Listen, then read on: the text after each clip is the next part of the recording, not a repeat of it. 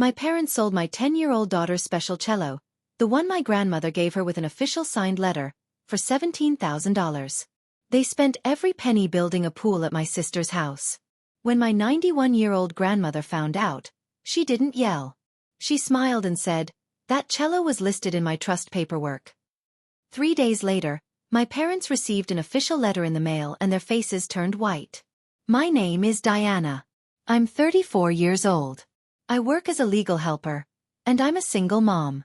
This is the story of how my family stole from my daughter, and how a 91-year-old woman showed them that official paperwork is stronger than shouting. If you're watching this, please subscribe and let me know where you're watching from in the comments.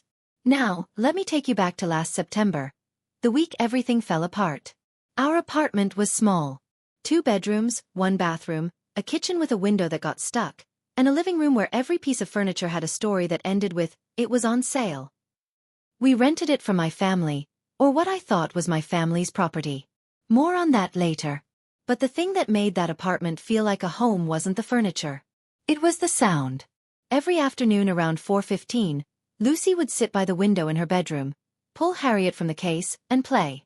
Harriet was her cello, made in 1923 by Heinrich Mahler in Germany. It had a thin crack across the top that had been fixed back in the 1960s. If you ran your fingertip along the finish, you could feel where the old wood ended and the repair began, like a scar that healed nicely. My great-grandmother Eleanor gave it to Lucy when she was 7 at her very first concert. Eleanor had played that cello at Carnegie Hall in 1958. She'd carried it through 2 marriages, 1 big move across the country, and 60-some years of life. And she put it in my daughter's hands like she was passing along a secret. "This cello is worth more than a car," Eleanor told me afterward. Her voice was dry and exact, the way former music teachers talk. But the real value is that it remembers every concert hall it's ever been in. Lucy named it Harriet after a composer she'd read about in school. She'd whisper, "Good morning, Harriet," every time she opened the case, like she was waking up a friend. That's the thing my parents didn't understand. They saw $17,000 sitting in a bedroom. Lucy saw her best friend. Eleanor had signed an official gift letter when she gave Lucy the cello. I scanned it into my Google Drive that same week, and the original went into Eleanor's filing cabinet with her lawyer. At the time, I thought that was just Eleanor being extra careful. It turned out Eleanor was being smart. Sunday dinners at my parents' house were like a show. My father, Gerald, sat at the head of the table like it was a king's chair. My mother, Pamela, served food, smiled, refilled glasses, and made sure everyone saw her doing it. My younger sister, Kristen, would show up 20 minutes late with her twins, 2 7-year-old boys who ran through the house like small tornadoes, and no one said a word. Kristen's husband, Brett, would settle into the good chair, the one with the armrest, and talk about his job at the car dealership like anyone cared. And then there was Lucy. My daughter sat at the far end in a folding chair they kept in the garage. A folding chair for a 10-year-old. I'd ask twice for a real chair. Pamela said, "We only have 6 seats at the table, Diana. Don't be difficult." That September Sunday, 3 weeks before everything exploded, Kristen was complaining about summer. "The boys are going crazy stuck inside. They need outdoor activities. Every house on our street has a pool. It's embarrassing." Pamela nodded like Kristen had just described a huge emergency. "You're right, honey. The boys need space to play." Gerald made a sound of agreement. Lucy, sitting quietly in her folding chair, said, "Grandpa, my concert is next month. I'm playing the Elgar piece on my cello." Gerald didn't look up from his plate. "Why don't you try a sport like your cousins?" Lucy went quiet. I watched her fold her napkin into a small square, the way she did when she was swallowing something too big to say. I changed the subject. I always changed the subject. What I didn't notice, what I should have noticed, was Kristen texting under the table. I caught a quick look at her screen, the words, "pool contractor," and a number with a lot of zeros. I didn't think anything of it then. I would later. The second week of September, I had to fly to Seattle for work. My law office was handling a property argument, and the senior partner needed me there for 3 days to pull land records and work with the other side's office. It wasn't exciting. It was a hotel and a rented car and a lot of boring conference rooms. But it was my job and I was good at it and I needed the hours. Lucy had music camp the same week, a 5-day program at a middle school across town. They had practice instruments there, so the cello would stay home. I put Harriet in Lucy's bedroom, closed the case, and locked her door. Not because I was worried, just out of habit. You protect the things that matter without thinking about it. The morning I left, my mother called. Let me hold on to the spare key while you're gone, just in case there's an emergency. I handed it over. Pamela smiled. That tight-lipped smile she uses when she's being helpful in a way that costs her nothing. Don't worry, honey. Everything will be exactly where you left it. That was the last honest-sounding sentence she ever said to me. 2 days into my trip, my father stopped by the apartment. I know this because my next-door neighbor, Mrs. Okada, mentioned it when I got back, casually, like it was nothing. "Oh, your dad came by Tuesday. Said he was checking the pipes." She paused. He had a moving cart with him, though. Seemed like a lot for pipes. Gerald was a retired builder. He could open any lock in any house built after 1970 without breaking a sweat. I'd always thought of that as a fun fact about my dad. It stopped being fun very quickly. I came home on a Thursday, one day before Lucy. I dropped my bag, poured water, and walked into her bedroom to check on things. The lock on her door had been changed. I stood there, key in hand, staring at a brand new silver lock where the old gold one had been. For a second, I thought maybe the building manager. But no, this was my parents' work. Gerald's work. I found the spare key on the kitchen counter, unlocked the new lock, and pushed the door open. The cello case was in its usual corner, but it was wrong. Too light against the wall, leaning at an angle Harriet's weight would never have allowed. I crossed the room in 3 steps, knelt down, and unzipped the case. Empty. The velvet lining still held the shape of the instrument. A ghost shape where Harriet had rested. The bow was gone. The rosin was gone. The small cloth Lucy used to wipe the strings was gone. Everything. My heart did something it had never done before. It didn't race. It just stopped. One long empty beat of nothing. And then it restarted, cold. I called my mother. "Where is Lucy's cello?" Pamela's voice was light, practiced. "Oh, honey. Your father took it in for repair. It needed new strings or something." "Which shop?" "I don't remember the name. Ask your father." I called Gerald. It went to voicemail. I called again. Voicemail. I called a 3rd time. Voicemail. The next afternoon, Lucy came home from camp. She dropped her bag at the door, ran to her room, saw the case, smiled, and opened it. She didn't cry. That's the part that broke me. A 10-year-old standing in front of an empty cello case, holding her bow hand out like she was still waiting for the music to start. "Mom," she said. "Where's Harriet?" I knelt in front of her and held both her hands. "I'm going to find out. I promise." I called Eleanor that night. No answer. Her caregiver, Linda, said she was at a doctor's appointment and would call back tomorrow. I called Sonia instead. "Something is very wrong," I said. And then, just before midnight, I checked my email and saw a notification from the homeowner's insurance website. Claim number 4417. High-value item removed from home. The next morning, I drove to Kristen's house. I didn't call ahead. I didn't want her to have time to practice what to say. I turned onto her street and saw it before I even parked. A digging machine in the yard, a hole 6 feet deep carved into the lawn, and 2 guys in hard hats laying metal bars. A pool. They were building a pool. Brett stood at the edge of the hole with his arms crossed, watching like he'd ever built anything in his life. Kristen was leaning against the fence with her phone out, taking a selfie with the construction behind her. She'd already picked a filter. I got out of the car. "Kristen, who's paying for this?" She looked up, surprised, then recovered. That quick Caldwell smile. "Oh, Mom and Dad. Birthday present for the boys." "How much?" "I don't know exactly. Like $100,000 or something. I didn't handle the details. $100,000 or something." She said it the way you'd say a couple $100. Like it was nothing. Like it wasn't my daughter's future sitting at the bottom of that hole. I drove home and called my father again. This time he picked up. His voice was flat, almost bored. The tone he uses when he's decided a conversation is beneath him. "Diana, calm down. The cello was a family item. I sold it to a dealer in Seattle. Cascade Vintage Instruments. $17,000. Your mother and I decided to use the money for the family. The boys needed a pool. That cello was Lucy's. Grandma Eleanor gave it to her. There's an official signed gift letter. Gerald paused exactly 1 second. Then your grandmother is 91 years old. She doesn't remember what she signed. He hung up. $17,000. He said it like he was reading a grocery receipt, not like he'd just stolen 3 years of my daughter's joy and 60 years of my grandmother's history. But he'd made one mistake. He gave me the dealer's name. 2 days later, Gerald called a family meeting. His words, not mine. A family meeting, like we were a business and he was the boss. It was held at my parents' house, naturally. Gerald sat at the head of the dining table.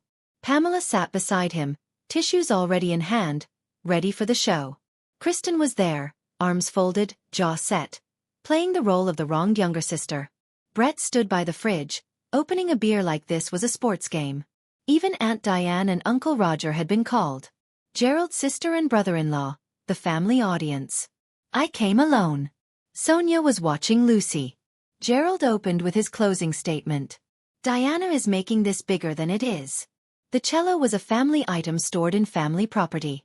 We made a practical decision to use it for something that helps all the grandchildren. Pamela dabbed her eyes. I just want fairness for everyone. Lucy can learn on another instrument. She's young. She'll adjust. Kristen leaned forward. My boys have never gotten anything from this family. Lucy has Grandma Eleanor wrapped around her finger. She has camp. She has lessons. It's not fair. Uncle Roger cleared his throat. Aunt Diane stared at her plate. Nobody looked at me. I let the room go quiet. I let the silence sit for 3 full seconds, long enough for everyone to hear the refrigerator hum. Then I said, that cello was an official gift to a minor child. This isn't a family decision. It's theft. Gerald's face darkened. You want to talk lawyers? Fine. But remember who owns the roof over your head, Diana. I stood up. I picked up my jacket. I walked to the door. I'll remember, I said. And so will you. I left. No shouting, no tears, no scene. I had something better than a scene. I had a plan. Within 48 hours of that meeting, I received 11 phone calls. Pamela had been busy. She'd called every relative and told them her version of what happened. Diana was threatening to sue her own parents over an old musical instrument. Diana was ungrateful. Diana was tearing the family apart. Aunt Diane texted first. Don't embarrass the family, Diana. This isn't who we are. Uncle Roger followed. Your parents raised you. They sacrificed. Show some respect. A cousin I hadn't spoken to in 3 years sent me a message on Facebook. Heard you're making trouble. Shame on you. 11 calls. 14 texts. Not one of them asked what actually happened. Not one asked about Lucy. Sonia came over that night. She sat at my kitchen table, scrolled through my phone, and shook her head slowly. This isn't family, she said. This is a gang with Thanksgiving dinners. I laughed, even though nothing was funny. From the other room, I could hear Lucy practicing. Her school had lent her a student cello, a cheap thing with a tiny flat sound. Nothing like Harriet. But Lucy played it anyway. Scales, then arpeggios, then a stumbling attempt at the Elgar piece. She didn't complain. She never complained. That's the thing about Lucy. She just kept going. And that's when I decided. Not with drama, not with a speech. Just a quiet shift, like a lock turning. I opened my laptop, went to Google Drive, and found the file. Eleanor gift letter notarized. PDF. I opened it and read every word. I, Eleanor Marie Whitfield, permanently gift the 1923 Heinrich Müller cello, serial number HM, 1923-0447, to my great-granddaughter Lucy Ann Caldwell to be her sole and personal property. Dated, signed, notarized, stamped by the state of Oregon. I picked up my phone and dialed Eleanor's number. Grandma, I need to talk to you about the cello and about the house. I should tell you something about the way I grew up, because it explains why it took me this long to fight back. When I was 17, I got accepted to Portland State. Partial scholarship. I was proud. First in my family to go to a university. My father sat me down at that same dining table and said, "The college fund is for Kristen. She's going to need it. You can figure it out." I worked 2 jobs for 4 years. I graduated. I paid off my student loans over 9 years. Kristen went to community college for 1 semester, dropped out, and married Brett. The college fund paid for her wedding. When my marriage ended, Lucy was 2. I called my mother for help. Her first words were not, "Are you okay?" They were, "You couldn't keep a husband, and now you want to come home?" But 2 weeks later, Pamela called back. She'd found me a place. A rental, she said, owned by the family. The apartment Lucy and I lived in now. The catch. I'd help with Sunday dinners, drive Kristen to appointments, and do Gerald's tax paperwork.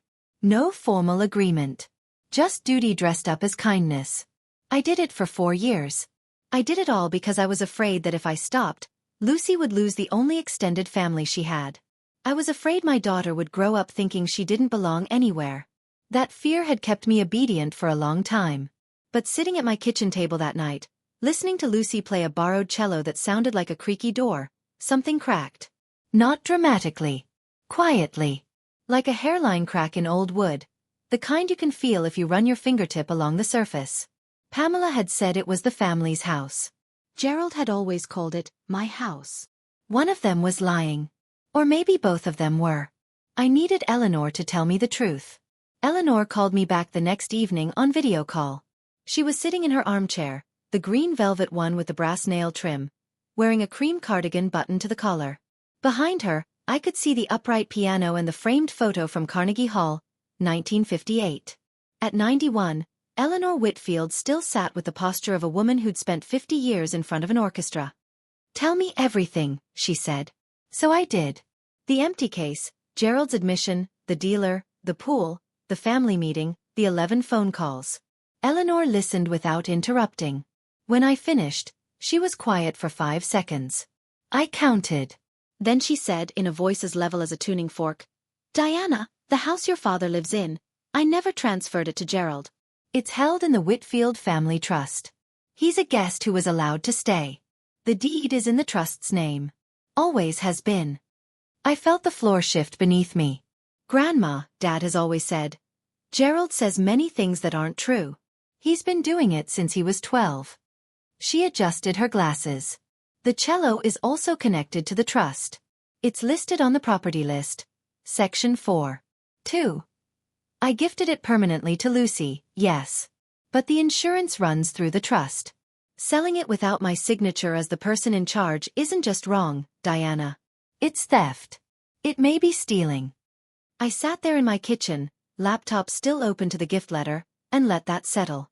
25 years. My father had lived in that house for 25 years, told everyone it was his, and never once looked at the deed. "What do we do?"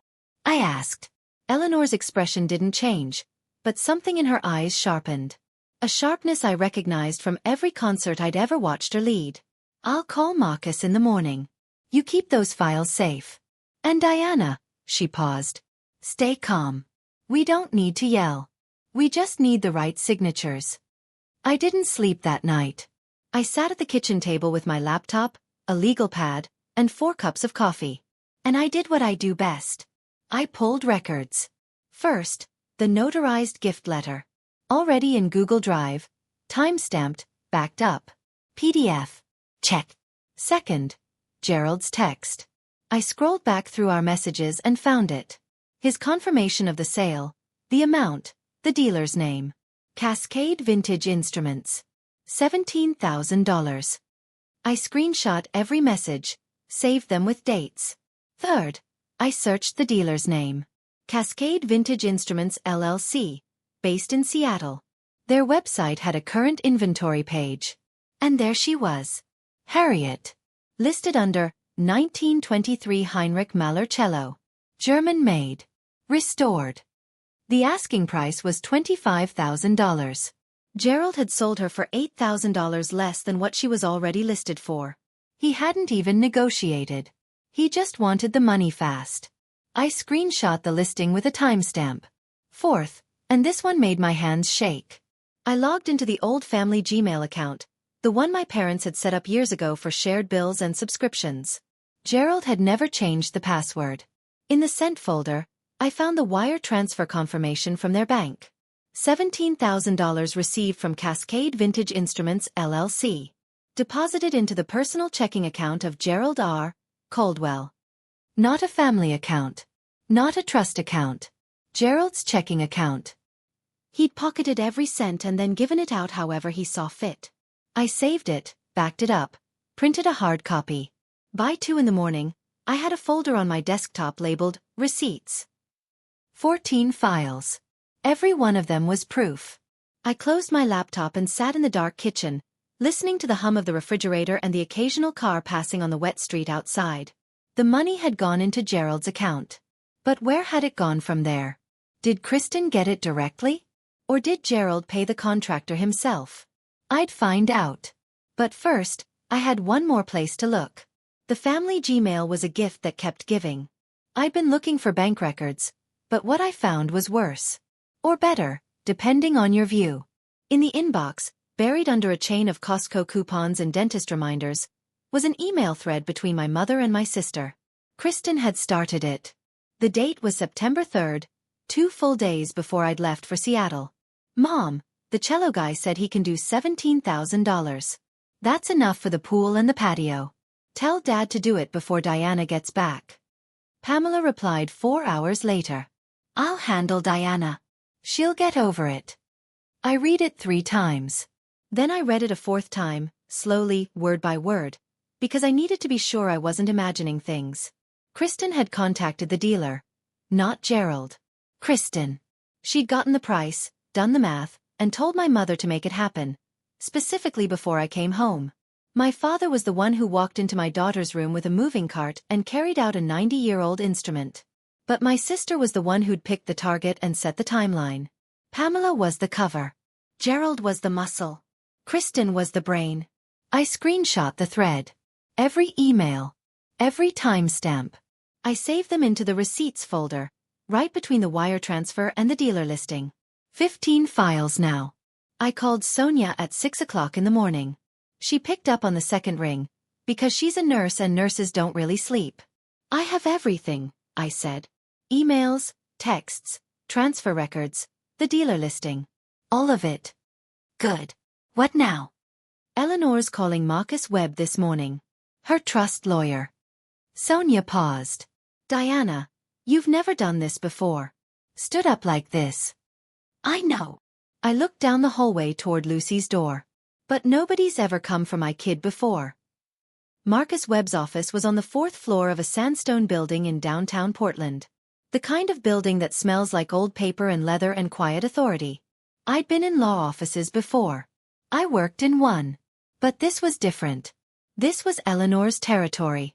Eleanor arrived in a black town car. She wore a gray wool coat, pearl earrings, and carried a folder 2 inches thick.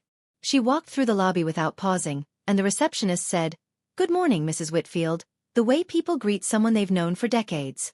Marcus Webb was mid-50s, silver-haired, thin-framed glasses. The kind of man who looks like he's never raised his voice in his life and never needed to. He shook my hand, offered coffee, and spread the documents across his desk like a dealer laying out cards. He reviewed everything. My receipts. Eleanor's trust documents. The gift letter. The deed. Then he leaned back and laid it out in 3 clean steps. 1. The cello was a permanent gift to Lucy, but it's still listed on the trust's insurance schedule. Gerald selling it without Eleanor's permission as the person in charge means he took something that wasn't his and converted a minor child's gifted property. We file a police report. 2. We send a demand letter through certified mail. Gerald has 14 days to return the full $17,000 to the trust. If he doesn't, we file a civil lawsuit. 3. The house. He looked at Eleanor. As the person in charge, you have the right to take back permission to live there. Under Oregon law, Gerald is not a renter. He's a guest who is allowed to stay. 30-day written notice, and he's required to leave. Eleanor nodded once. She picked up the pen Marcus offered and signed every document he placed in front of her. Her hand trembled slightly. She was 91, but her signature was straight and sure. Marcus looked at me. Mrs. Whitfield, you have standing, documentation, and a very clean case. They have a pool they can't afford and a house they don't own. The Multnomah County Sheriff's Office smelled like floor wax and burnt coffee. I sat in a plastic chair under bright lights and waited 19 minutes for a deputy to call my name. I'd brought everything. The notarized gift letter, screenshots of Gerald's texts, the wire transfer confirmation, the trust property schedule, and the email chain between Kristen and Pamela. All printed, organized in a manila folder with labeled tabs. Legal helper habits die hard. The deputy, a calm-faced man in his 40s named Herrera, listened without interrupting. He took notes on a form. He asked questions I'd already expected. When was the instrument removed? Who had access?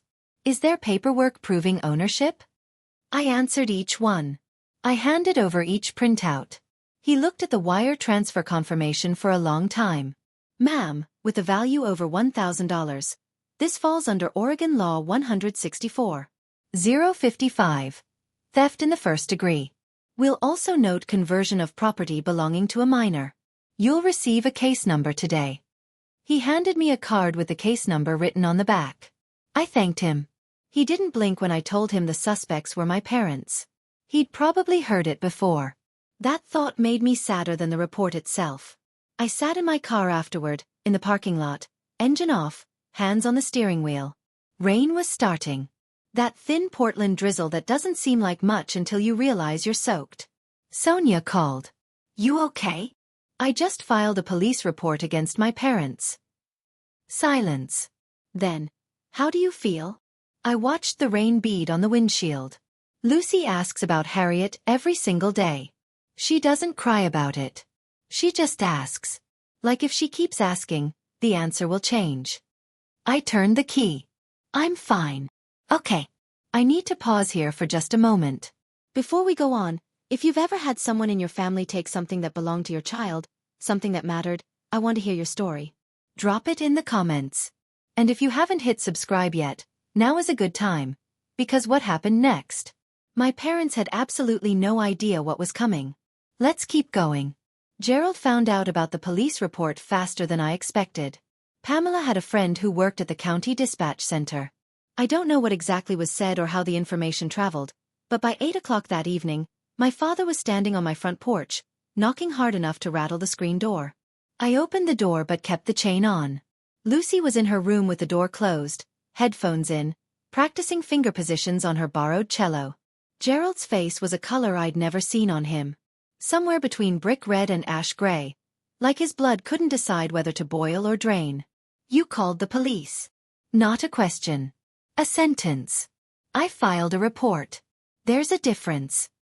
On your own parents, Diana. Your own parents. His voice was low, controlled, the way it always got right before the volume came. Let me tell you something. You live in this house because I allow it. I will change every lock on this building by tomorrow morning. You and Lucy can find somewhere else to sleep. I looked at him through the gap in the chain. He stood on my porch like he owned it. Like he'd always owned it. Like the ground beneath his feet was a gift he'd given himself and could take back whenever he wanted. This house isn't yours, Dad. His eyes narrowed. Excuse me. You heard me. I've lived here 25 years. And you've never once looked at the deed. He opened his mouth, closed it. His jaw worked silently, like a man chewing something that wouldn't break down. You're done, Diana. You hear me? Done. I closed the door, locked it, slid the chain into place. From Lucy's room, I could hear the faint sound of scales on a tiny cello. She was still practicing. Still going. The thing about entitlement is this. It never checks paperwork. It just assumes. Pamela's attack came the next morning, and it came on Facebook. She posted at 7:14 a.m. I know, because I checked the timestamp later when I screenshot it. The post was a masterpiece of manipulation. The kind of thing they should teach in psychology courses as a case study. Heartbroken today. My oldest daughter is trying to sue her own parents over a piece of furniture. We gave everything to raise our girls, and this is how we're repaid. Please keep our family in your prayers. Underneath, She'd attached a photo of me at age 6, in a yellow sundress, holding an Easter basket. Little Diana. Sweet and obedient. The kind of child who would never cause problems. The comments came fast. 312 friends, and apparently all of them had opinions. So sorry, Pam. Some children just don't appreciate what they have. Praying for you and Gerald. Stay strong. This is what happens when kids think they know better than their parents. A few people tagged me. I didn't respond. I didn't correct. I didn't post my side of the story. I did screenshot the entire post. Every comment. Every reaction. Every timestamp. And I saved it to the receipts folder. 16 files now. A piece of furniture. That's what Pamela called a 1923 cello that had played at Carnegie Hall. A piece of furniture. That told me everything I needed to know about what my mother valued and what she didn't. Sonia called after seeing the post. She's building a story. You know that, right? Public sympathy. Private pressure. This is classic. I know. So what do you do? I looked at my laptop screen, where Marcus Webb's email sat in my inbox with 2 attachments. A demand letter and a 30-day notice to leave. I let the paper do the talking. When? Certified mail goes out tomorrow. The next morning, Marcus Webb walked into the downtown Portland post office and sent 2 envelopes through USPS certified mail. Return receipt requested. Envelope 1. Addressed to Gerald R. Caldwell and Pamela S. Caldwell. A formal demand letter from the Whitfield Family Trust requiring full payment of $17,000 within 14 calendar days. The letter detailed the unauthorized sale, cited the notarized gift, referenced the trust's property schedule, and stated plainly that failure to comply would result in a civil lawsuit for conversion and unjust enrichment. Envelope 2. Same address. A 30-day notice to leave.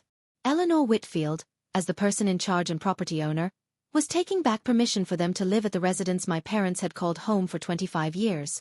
The notice cited Oregon law, referenced the trust deed, and gave them exactly 30 days from the date of receipt to remove themselves and their belongings from the property. A third copy was sent to Kristen Caldwell Moore at her own address. Formal notice that the trust was pursuing repayment for money that came from the unauthorized sale, and that any person who received or benefited from those funds may be subject to legal action. Marcus texted me the tracking numbers that afternoon. I saved them. That evening, I sat on the couch and opened the USPS tracking app. The 2 envelopes to my parents were already moving, going through the Portland sorting facility like small, quiet bombs. Eleanor called me before bed. Her voice was calm, the way it always was. It's done, she said. Now we wait. Grandma, do you have any regrets? She was quiet for a moment. I regret trusting Gerald as long as I did. I don't regret this. I refreshed the tracking app one more time before I turned off the light. In transit to destination. The next day, the status changed. Delivered. Signed by G. Caldwell. Sonia lived 3 blocks from my parents' house. She wasn't spying. She'd lived in that neighborhood since before my parents moved in. But she did happen to be driving past at 3:17 that afternoon, and she saw what she saw. Gerald was standing at the mailbox. He'd pulled out a white envelope, the kind with the green certified mail sticker, and he was reading it right there in the front yard. Sonia said his face went through 3 colors in 10 seconds. Normal red, then a shade of pale she'd only ever seen in the ER. Pamela came out the front door. She must have heard something or sensed it, because she was already moving fast. Gerald handed her the letter without a word. Pamela read it standing on the lawn, and her hands started shaking so hard that the pages fluttered in the afternoon air. 20 minutes later, my phone rang. Gerald's name on the screen. His voice was different. Not commanding. Not bored. Not dismissive. Scared. Diana, what did your grandmother do? This letter. It says we have to leave the house. This is our house. I've been here 25 years. The deed says Whitfield Family Trust, Dad. It's always been Grandma's house. You just never checked. She's confused. She doesn't know what She knows exactly what she's doing. She signed every document herself. I'll fight this. I'll get a lawyer. You should. His number is on the letter. Marcus Webb. He's been Grandma's lawyer for 20 years. I'm sure he'd appreciate hearing from you. Gerald made a sound I'd never heard him make. Something between a cough and a groan. The sound of a man whose floor has just become a trapdoor. You'll regret this, Diana. Maybe. But Lucy won't. I hung up. I set my phone face down on the table, and I sat very still for a long time, listening to the quiet. For 25 years, my father told everyone it was his house. He never once looked at the deed. That's the thing about entitlement. It doesn't check paperwork. Gerald hired a lawyer the next day. A real estate lawyer from a law firm in Lake Oswego. $300 an hour type. Paid with a $3,000 down payment that Gerald pulled from what was left of the cello money. The lawyer did what any good lawyer would do. He pulled the deed from Multnomah County records, reviewed the trust documents that Marcus Webb provided upon request, and sat Gerald down in a conference room to deliver the news. The house belonged to the Whitfield Family Trust. It had never been transferred to Gerald. There was no purchase agreement, no quitclaim deed, no record of any sale. Gerald had been living there by the grace of his grandmother. And grace, as it turned out, had an expiration date. Gerald tried adverse possession. His lawyer explained that adverse possession requires hostile, open, and continuous use for 10 years. And Gerald's living there was by permission, not hostile. You can't claim you own something when the owner invited you in. Gerald tried latches, arguing Eleanor waited too long to act. His lawyer pointed out that Eleanor had acted within weeks of learning about the sale. No delay. No latches. Gerald's lawyer gave him one piece of advice. Negotiate. You don't have standing to contest the eviction. Focus on the repayment. See if Mrs. Whitfield will accept a payment plan. Gerald reportedly stood up from the conference table, said something I won't repeat, and left the office without shaking hands. That was $3,000 in down payment fees gone. Plus, the contractor for the pool had invoiced the next phase. $38,000 due upon completion. The pool that was already 60% built. The pool that my daughter's cello had paid for. The money was running out. The clock was ticking. And Gerald still hadn't paid back a single cent. Pamela made her move on a Tuesday. She showed up at Eleanor's house with a bouquet of sunflowers and a tin of Danish butter cookies. The same brand she brought every Christmas, like clockwork. Insincerity had the same rhythm. Eleanor's home aide, Linda, answered the door and later told me every detail. Pamela sat in the living room on the edge of Eleanor's settee, clutching the sunflowers like a shield. Eleanor sat across from her in the green velvet armchair and let Pamela talk first. Grandma Eleanor, the family is falling apart. Diana has gone too far. She's filed police reports. She's bringing lawyers. This is destroying us. If you could just call it off, everything would go back to normal. Please. For the family. Eleanor let the silence hang. She poured Pamela a cup of tea from the pot Linda had prepared. She set the cup on a saucer, placed it in front of Pamela, and folded her hands. Pamela, I let my grandson live in my house for 25 years without charging a cent. I gave my great-granddaughter a cello that I played since I was 19 years old. And you and Gerald sold it to build a swimming pool. It wasn't like that. It was exactly like that. I've read the emails. She paused. I also know that you're sitting in my house, drinking my tea, and asking me to forgive the theft of a 10-year-old child's most treasured possession so that your family can be comfortable again. Pamela's mouth opened. Nothing came out. Eleanor stood slowly, deliberately, the way a woman with 91 years of practice stands when she's done with a conversation. The door is behind you. Marcus will be in touch. Pamela left. Linda said she was crying before she reached her car. Eleanor sat back down, picked up her tea, and took a sip. Then she turned to Linda and said, "That woman brought me grocery store cookies. She couldn't even bother with homemade. 14 days. That was the window Marcus gave them. 14 days to return $17,000. On day 15, Gerald sent Marcus an email. One line. The money has been spent. I don't have $17,000. No apology. No plan. No acknowledgement that the money had never been his to spend. Marcus printed the email, placed it in the case file, and did exactly what he'd said he would do. He filed a civil lawsuit in Multnomah County Circuit Court. Eleanor M. Whitfield, trustee of the Whitfield Family Trust, versus Gerald R. Caldwell and Pamela S. Caldwell. Claims: conversion, unjust enrichment, breach of duty regarding trust-associated property. I was listed as guardian ad litem on behalf of Lucy. The court set a hearing date 6 weeks out. Fast-tracked, Marcus said, because a minor child's property was involved and the documentation was complete. A judge had reviewed the initial filing and found enough merit to speed things up. But before the hearing, there was the matter of service. A process server arrived at my parents' house on a Thursday afternoon at 4:45 p.m. The timing wasn't accidental. It was the hour when most of the neighbors were pulling into their driveways, getting the mail, walking the dog. The server knocked. Gerald opened the door. "Gerald Caldwell?" "Yes. You've been served, sir. Have a good day." The server handed him the papers, turned, and walked back to his car. Gerald stood in the doorway, holding a blue-backed legal complaint.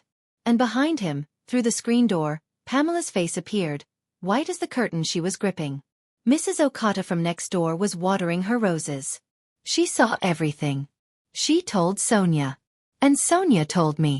The neighborhood was starting to talk. The family image my parents had spent 30 years building was cracking along every seam. Kristen's turn came next. And it arrived not from me or from Eleanor, but from the pool contractor. The contractor, a company called Pacific Edge Pools, had been watching the situation. Word travels fast in the trades. And when a client's father-in-law gets served with a lawsuit for $17,000, contractors pay attention. They called Kristen. "Mrs. Moore, we need a written guarantee for the remaining balance. $38,000 due on completion." "Kristen, my parents are handling it." "Your parents are being sued for $17,000. We need the guarantee from you." Kristen and Brett didn't have $38,000. They didn't have half of that.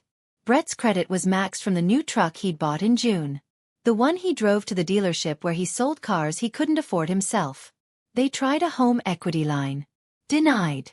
They tried a personal loan. Denied. Pacific Edge Pools filed a mechanic's lien on Kristen's property for the unpaid balance.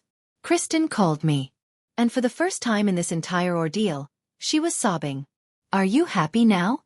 The family is destroyed because of you. My house has a lien on it. Brett is talking about leaving. Are you satisfied?" I let her finish. I waited until the only sound was her breathing. "Kristen, you sent Mom an email on September 3rd telling her to sell Lucy's cello before I got home. You picked the target. You set the timeline. You calculated that $17,000 would cover the pool and the patio." Dead silence. "Everything that is happening to you right now started with that email. Not with me." She hung up. I felt nothing. Not satisfaction. Not guilt. Just the flat, clear sense of a ledger being balanced. 1 week later, Brett Moore filed for legal separation. He wanted no part of the debt. All right, we're getting to the part everyone's been waiting for. But before we do, if this story is hitting close to home, you're not alone. Hit that like button so more people can find this, and share it with someone who needs to hear it today. Stick around, because the courtroom scene is next. My father's face was something I will never forget. Here we go.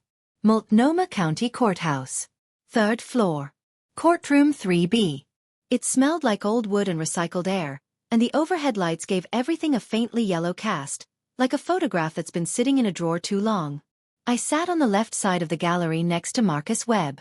Eleanor sat beside me, back straight, hands folded over her gray wool coat. She looked like she'd been sitting in courtrooms since before the building was built. Sonia was 2 rows behind us. There because I'd asked her to be, and because she'd said, "You're not doing this without backup." Gerald and Pamela entered from the right. Gerald wore a blazer that didn't quite fit anymore. Something he'd pulled from the back of a closet. Pamela clutched a tissue. Their lawyer, a younger man I didn't recognize, carried a thin folder. Thin, because there wasn't much to put in it. Kristen wasn't there. She wasn't a named defendant. Or maybe she just couldn't face it. Gerald's lawyer made his arguments. Adverse possession? Denied. The court noted permissive occupancy. Latches? Denied. Eleanor acted within weeks. Then he tried family gift, claiming the cello was communal family property, not Lucy's. Marcus stood. He presented the notarized gift letter. The Trust Property Schedule. Section 4. 2. The wire transfer confirmation. The email chain between Kristen and Pamela. Time-stamped, authenticated. The police report. And finally, Pamela's Facebook post calling a 1923 Carnegie Hall cello a piece of furniture. He laid each document on the table like he was dealing a hand no one could beat. The judge, a woman in her 60s with reading glasses on a chain, turned to Gerald. "Mr. Caldwell, did you have authorization from the trustee to sell this instrument?" Gerald straightened in his chair. "It was in my house. That's not what I asked." The courtroom went silent. Gerald opened his mouth, then closed it. The judge removed her glasses. "I've seen enough. I'll issue my ruling."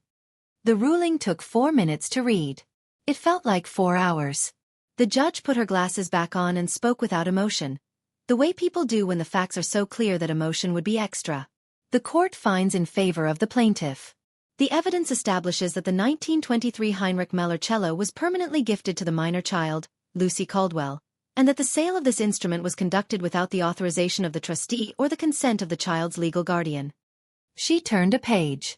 Gerald and Pamela Caldwell are ordered to make full repayment of $17,000 to the Whitfield Family Trust. If unable to pay in full, a structured repayment plan will be established, subject to wage garnishment if payments are not maintained. Another page.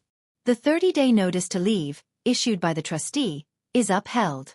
The respondents have 30 calendar days from today's date to remove themselves and their personal property from the residence. She looked over her glasses at Gerald. Additionally, the court notes that the antique instrument dealer, Cascade Vintage Instruments, is directed to cooperate in the return of the cello, pending financial arrangements between the trust and the dealer. Gerald stood up. His chair scraped against the floor. "This is my house. I've lived there for 25. Mr. Caldwell." The judge's voice didn't rise. It didn't need to. The deed says otherwise. "Sit down." He sat. His hands gripped the edge of the table so hard his knuckles went white. Pamela was crying into her tissue. Quietly. Mechanically. Like a faucet someone had forgotten to close. I looked at Eleanor.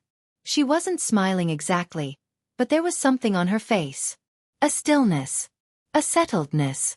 Like a musical chord that had finally resolved. She reached over and held my hand. Her fingers were thin and warm. "You did the right thing," she whispered. The gavel came down once. A single clean sound that echoed off the wood-paneled walls and settled into the silence like a period at the end of a very long sentence. 30 days later, a U-Haul truck backed into the driveway of the house on Birchwood Lane. The house my father had called his for a quarter of a century. I wasn't there. I didn't go to watch. I'd made that decision early. This wasn't a victory lap. It was a correction. Sonia drove past on her way to work and told me what she saw. Gerald loading boxes in silence.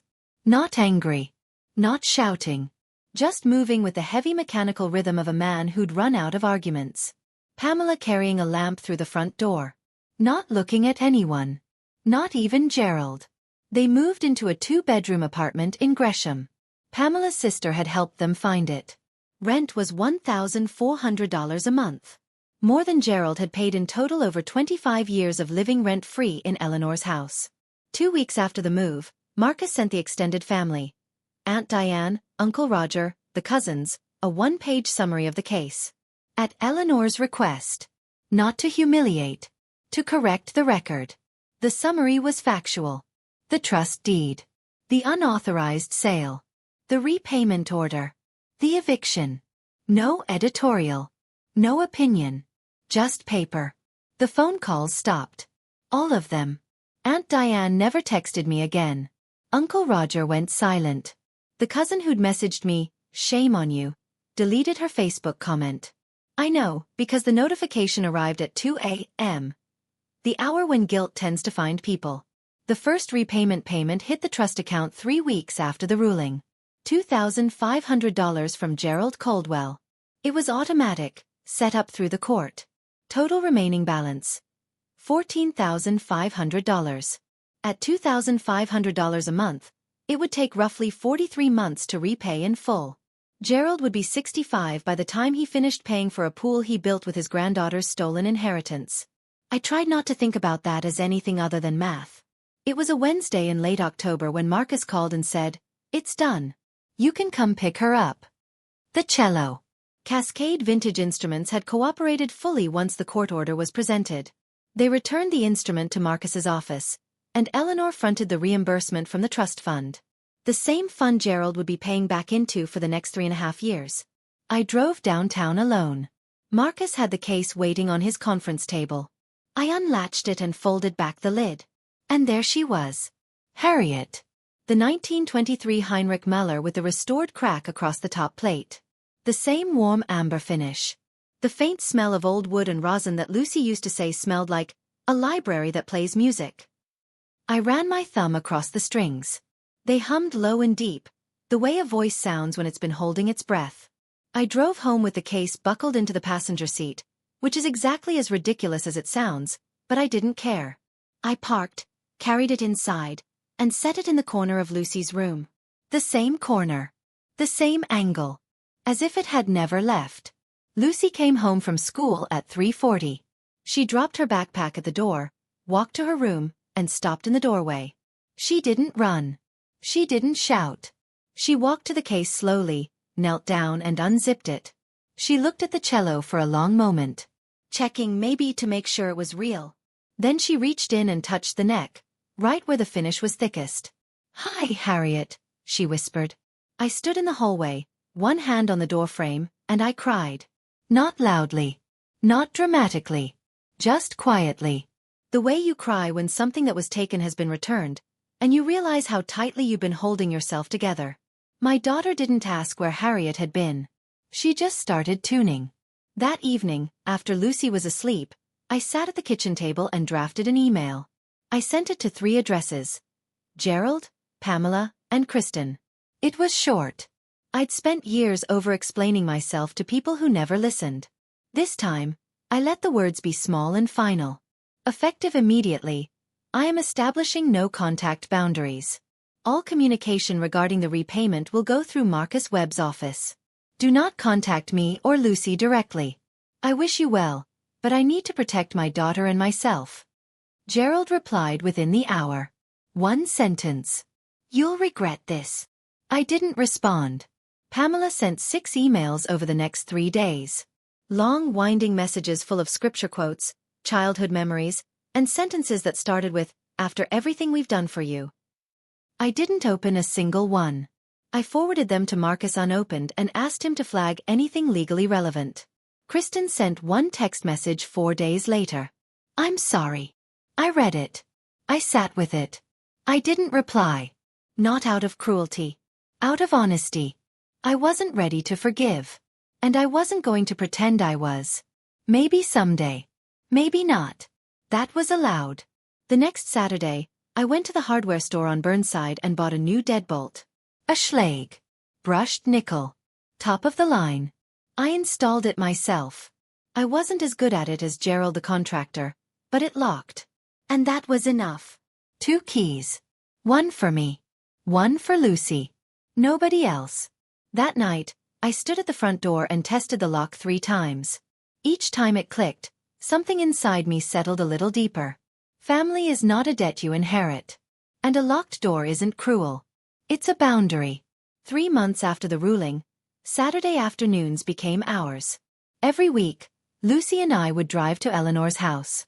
A craftsman bungalow on a tree-lined street in southeast Portland with a front porch that sagged in exactly the right way, and a garden that Eleanor still supervised from her window. Linda would let us in, and Eleanor would be waiting in the music room. A small sun-filled space at the back of the house where the upright piano lived, alongside 60 years of framed concert programs and a metronome that still ticked like a heartbeat. Lucy would set up Harriet. Eleanor would open the piano. And for 1 hour, sometimes 2, the house would fill with music. The cello and the piano winding around each other, the way 2 voices do when they've known the same songs for a very long time. Eleanor taught Lucy the vibrato technique she'd learned from her own teacher at Juilliard in 1952. "It comes from the arm," she'd say, placing her thin hand on Lucy's wrist. "Not the finger. The finger follows. The arm decides." Lucy listened with the focus of a child who understood she was receiving something that couldn't be bought or sold. One Saturday, Eleanor said to her, "You keep this cello, Lucy. But more important, you keep the music. Nobody can take that. Not ever." Lucy nodded, her bow resting on the strings, and said, "I know, Grandma Eleanor." I sat in the armchair in the corner, the same green velvet chair where Eleanor had sat when she dismissed Pamela, and I drank tea and listened. Sometimes I'd close my eyes and let the music fill the room like warm water. For the first time in years, I didn't feel like I was holding anything up. No obligation. No performance. No folding chairs. Just music and tea and the kind of quiet that comes after you finally stop tolerating the noise. In November I started therapy. It was the first time I'd ever sat across from a professional and talked about my family without making excuses for them. Her name was Dr. Langford.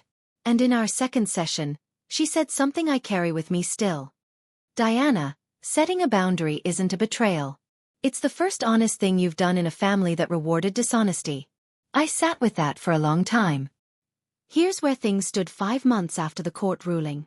Gerald had paid $12,500 into the trust. 5 monthly payments of $2,500. He had $4,500 left. He and Pamela were living in the Gresham apartment. And from what little I heard through Sonia, they kept to themselves. Gerald had taken a part-time consulting job with a small construction firm. Pamela volunteered at a church thrift shop. They were quiet. Whether that was peace or just exhaustion, I couldn't say. Kristen's house sold in January. The mechanic's lien, plus Brett's lawyer fees from the separation, ate through most of the equity. The pool in the backyard was 60% finished. A concrete shell with no tile, no water, no purpose. The listing photos showed it covered with a blue tarp, like a wound someone had bandaged and walked away from. Kristen moved into a rental with the twins. Brett moved to Bend. Eleanor's house, the one on Birchwood Lane, sat empty for a month after Gerald left. Then Eleanor offered it to me and Lucy. $1 a month. "It's still in the trust," she said. "But it should have someone playing music in it." Lucy was accepted into the Portland Youth Symphony in October. She was the youngest cellist in the ensemble. Her audition piece was the Elgar Cello Concerto, the same piece Eleanor had played at Carnegie Hall in 1958. I looked at our life. The therapy. The house. The orchestra. The quiet Saturday afternoons. And I thought, I didn't lose my family. I lost the version of family that was never really mine. What I kept was better. December. Portland Youth Symphony Winter Recital. Arlene Schnitzer Concert Hall. The lobby smelled like wet wool and perfume and the particular electricity of a room full of parents trying to find their seats. I was in row 5, center section. Eleanor sat to my left, wearing her gray wool coat and the pearl earrings she'd had since the 60s. Her posture was perfect. Sonia was on my right, already recording on her phone even though the lights hadn't dimmed yet. The hall went dark. The stage lights came up. Warm amber. The same color as Harriet's finish. Lucy walked out from the wings. She was wearing a black dress we'd picked out together at a consignment shop on Hawthorne. Her hair was pulled back. She held the cello by the neck. Carefully. The way you carry something that's both fragile and unbreakable. And she sat down, adjusted the end pin, and placed the bow across the strings. She didn't look nervous. She looked ready. The conductor raised his baton. The orchestra breathed in. And Lucy began to play. The Elgar Cello Concerto. First movement. The same piece Eleanor had played at Carnegie Hall in 1958. On the same instrument. 66 years apart. The sound filled the hall. Deep and warm and aching. The way a cello always sounds when it's telling you something that words can't reach. I closed my eyes. I let it wash over me. Every fight. Every document. Every phone call. Every locked door. And I let it all go quiet. Eleanor reached over and took my hand. She squeezed once. She didn't say anything. She didn't need to. The music ended. The hall erupted. 800 people applauding. But the sound I'll remember most is the one just before. The last note hanging in the air like a held breath. Before Lucy lowered her bow and smiled. Not a performer's smile. A kid's smile. The smile of a 10-year-old who knows she's safe. I sat there, finally still. Not because the fight was over, but because the right people were in the right seats. Thank you so much for staying until the very end. If Diana's story reminded you that setting boundaries, even with the people who raised you, is not betrayal, it's survival, then give this video a like, subscribe if you haven't, and check the description below for another story about a mom who discovered her family had been hiding a house from her for 15 years. I'll see you in the next one. Stay safe, protect your people, and remember, you don't owe anyone your peace. Wherever this story takes you, I hope you carry this with you. Protecting your child is never making drama. Sometimes the quietest thing you do is the strongest. And a locked door isn't cruel. It's a boundary.